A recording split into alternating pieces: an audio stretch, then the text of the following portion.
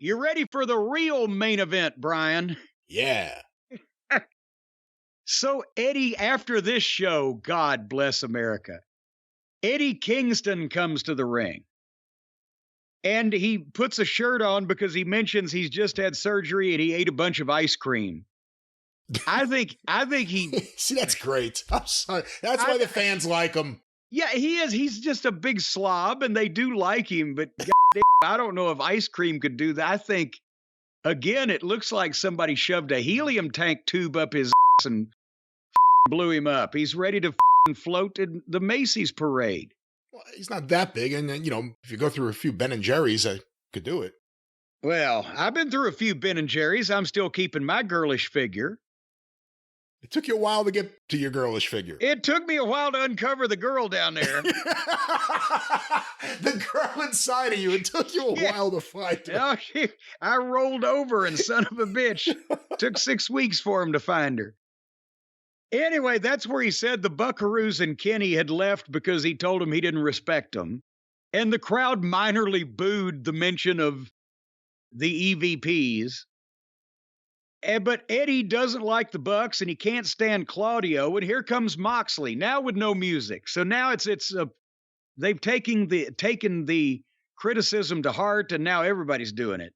But also probably because they were running out of time. He didn't have time to play half a Wild Thing because they were almost off the air. It is interesting, though, because, again, everyone else who had no music ran out from the back. Moxley still just walked out from wherever he comes from. He's still out there in the parking lot, huffing fucking paint thinner or whatever. But anyway, so Kingston yells at Moxley Moxley first said something about if you stand behind me, I'll protect you. If you stand beside me, I'll respect you. And if you stand in front of me, I'll destroy you. He didn't mention what would happen if he fucking leapfrogged him. See, now that's how I'd win the match. Now I'm going to leapfrog that motherfucker. He's got no defense. But anyway, then Eddie yells at Moxley for teaming with a scumbag like Claudio. Claudio's the nicest guy in this whole fucking equation. And they have a big face-off, and then suddenly Kingston blurts out, hell with it. The fifth man is Ishii. He actually said that like he was, hell, the fifth man is Stone Cold Steve Austin. So suddenly he says that, Ishii. And from the entranceway, out walks a Japanese baked potato with arms and legs. Oh, come on. And waddles down the rampway at the exact same time. Useless and Danielson and Claudio have hit the ring and jumped Kingston. But the potato hits the ring to try to help Eddie. The plumber, Moxley, rolls out of the ring and just leaves, and you never see him again while his guys are fighting. Danielson gets the microphone while the other guys beat up Eddie Kingston and the potato, and he yells for Okada. But wait, now Kingston has disappeared, and the potato is laying in the ring, and here comes, apparently, it's Okada. We would know that because that's who came out when he was called. And now, when he gets to the ring, everybody is gone except Danielson and Okada. They get in the ring and stare at each other. And then suddenly, Wheeler Useless jumps Okada from behind and starts getting some heat on him. The others are still gone. Danielson goes for the knee, but Okada moves and he hits Wheeler. And then Danielson ducks Okada's clothesline and slides out of the ring, so Okada gives Useless the clothesline, and then everybody leaves. Where do these people disappear to? Is there a teleportation machine that they have perfected in wrestling now, that people just vanish when they're in the middle of a life or death struggle, a fight, a Donnybrook, a Pier Sixer, a Hey Rube, and suddenly they're gone?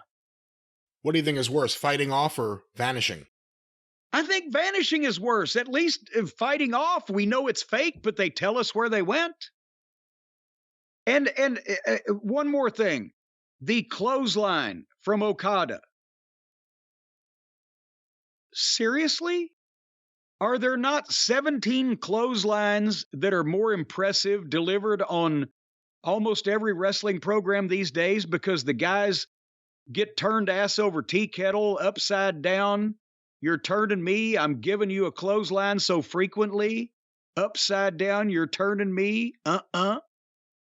It's all over. And this guy, he holds the guy's arm, he pulls him into it, he gives him a short clothesline, the guy fall down, go boom. That's it. It doesn't look as death-defying as everybody else's fucking moves on this program. So now they've not left the Japanese legend anything to get over with. See, that's part of the problem with the whole buildup and everything with this. I think his lariat, his clothesline, short arm clothesline looks good. This may not have been the best example of it, but even if you like it and you saw it here, it's like the Steve Austin stomp theory that you always talk about. Except the problem is he's not over with everyone here like he is in Japan. Correct. So if you haven't seen it before, again, we're talking about the reputation of Minoru Suzuki earlier. If you're not terribly familiar with Okada, you may not get that.